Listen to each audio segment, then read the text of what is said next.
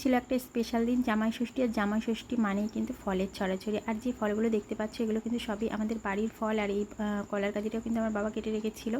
তো hello guys, সবাই কেমন আছে? আশা করছি সবাই খুব ভালো আছে। বিউটি ব্লগে নতুন করে আবার অনেক দিন পরে চলে এসেছি তোমাদের ওয়েলকাম করতে। আশা করছি সবাই খুব ভালো আছে। আর আমার মতো কিন্তু সবাই জামাই ষষ্ঠী করতে চলে গেছো নিশ্চয়ই। আমি কিন্তু কালকে রাতেই চলে এসেছিলাম। আর এদিকে দেখো আমার মা কিন্তু অলরেডি রান্না শুরু করেও দিয়েছে। এখন বাজে সকাল 9টা। আর বাবা কী নিয়ে আসলো বাজার থেকে জামাইদের জন্য সেটাই তোমাদের সঙ্গে একটু শেয়ার করে নিলাম। এখানে দেখো কত রকম মাছ মাংস সবই আছে। ইলিশ মাছ, চিংড়ি মাছ আছে, কাতলা মাছ, মাটন, চিকেন। আর এখানে কিন্তু মরলা মাছটাও রয়েছে। সকাল সকাল মা কিন্তু আটাটাও মেখে নিয়েছে, ময়দা আর কি, লুচি করবে। আর এখানে ডাল, ছোলার ডাল হবে লুচির সঙ্গে। মা আলুটা ভেজে নিচ্ছে। আমাদের কিন্তু গ্রামে বাড়ি, তো কাঠেই রান্না করতে বসে গেছে মা। আমাদের বাড়িতে প্রচুর কাঠ, তো কাঠেই রান্না হচ্ছে। আর এদিকে বাবা কিন্তু জামা কাপড়গুলো দেখো তুলে নিচ্ছে। আর এখানে দেখো সবজি ঝুড়িগুলো নিয়ে বসে পড়েছি আমি আর ছোটো বোন। একটু পরে কিন্তু কাটতে বসে পড়বো সবজিগুলো। মাকে একটু হেল্প করে দিতে হবে, হেল্প না করলে মা তো একা একা কাটতেই পারবে না কিছু। এদিকে দেখো আমি কিন্তু সবজিগুলো অলরেডি কাটতে বসে গেছি। মশলাগুলো কেটে নিচ্ছে আগে, রসুনটা ছাড়াচ্ছি।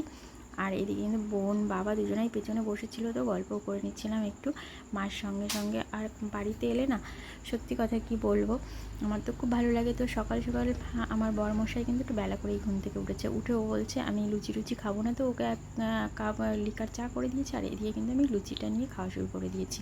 তো সকালে টিফিনটা করে নিচ্ছিলাম এদিকে। তো আমার বাবা তিন জামাইয়ের মধ্যে 2 জামাই অলরেডি কালকে রাতেই চলে এসেছে। আর এক জামাই এখনো আসেনি, মেজো বোনের শরীরটা খারাপ, তো আসতে পারবে না। খুব মিস করছি ওকে, সত্যি খুব খারাপ লাগছে। আর এদিকে দেখো আমার একটা দিদির মেয়ে আর আমার ছোটো বোন ফল কাটতে অলরেডি বসে পড়েছে। আর এদিকে বাচ্চাগুলো দেখো কি সুন্দর খেলা করছে, ছোটোবেলার কথা মনে পড়ছে ওদেরকে দেখে।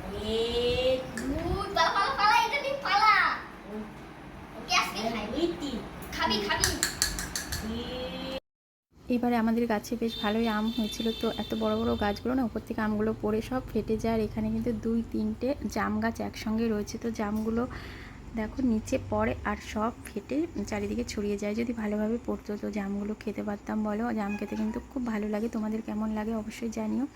আর এবার কিন্তু সবার কাছে মোটামুটি ভালোই আম হয়েছে। তো চলো রান্নাঘরে যাই। কি মিষ্টি আজকে জামাইদের জন্য এসেছে। এই মিষ্টিগুলো কিন্তু কিছু কিছু আমরাও নিয়ে এসেছিলাম, আর কিছু কিন্তু বাড়িতেও আনা হয়েছিল। তো তোমাদেরকে একটু দেখাই কি মিষ্টি আজকে আমাদের বাড়িতে আছে জামাইদের জন্য।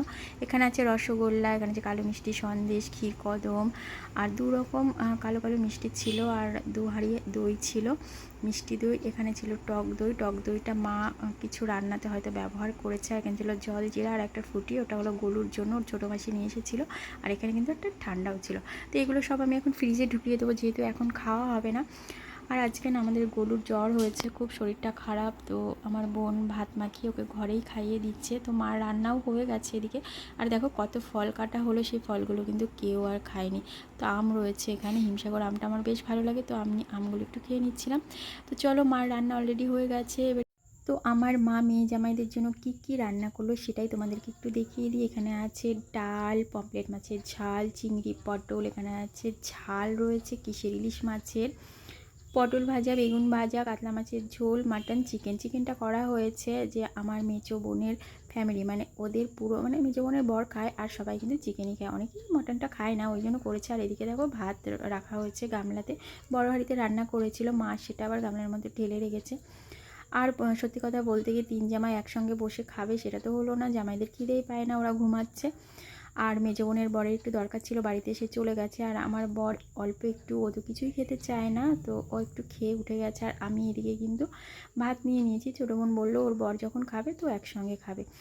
এদিকে আমি কিন্তু পমফ্রেট মাছটা আমার ভালো লাগে, তো সেটাই নিয়ে নিয়েছি। মাটন নিয়েছি আর একটু চিকেন টেস্ট করার জন্য নিয়ে নিলাম, এটাই আমি খাবো। তো চলো আমি খাওয়া দাওয়া করে নিই।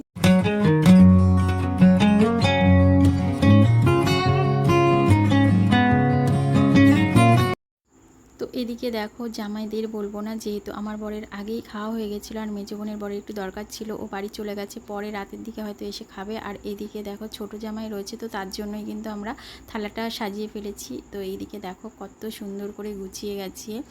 বোন আর ছোট জামাই একসঙ্গে খেতে বসবে এখন।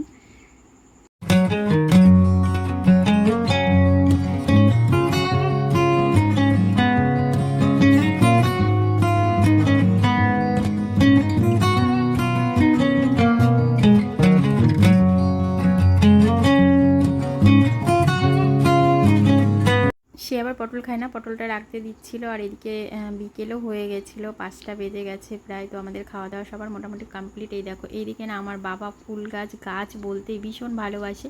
তো এদিকে কত গাছ লাগিয়েছে আর ফুল হয়েছে, গাছগুলো কত সুন্দর লাগছে বলো, আমার তো খুব ভালো লাগে। আর এই জায়গায় অনেক কিন্তু ভিডিও আমি করেছি। তো সত্যি কথা বলতে আজকে থাকার খুব ইচ্ছা ছিল, আমি ভেবেছিলাম আজকে থাকবো। ছোটো বোনরা আগে থেকেই চলে যেত, ওর কালকে সকালে কি একটা কাজ আছে, তো কি করব, আমার বরের এতটাই শরীর খারাপ, ওদের সঙ্গে আমাদেরকেও চলে আসতে হলো বাড়িতে।